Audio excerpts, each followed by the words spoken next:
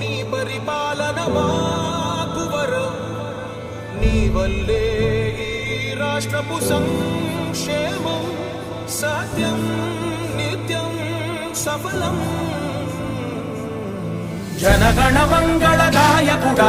ఘనమగు చరితల నాయకుడా పలుతరములు మము పరిపాలించర స్వామికుడా నవయుగ మేధో సైనికుడా సమయము తెలియని సేవకుడా యువ నవ్యాంధ్రకు ప్రగతిని చూపర సాధకుడా వైతాళికుడా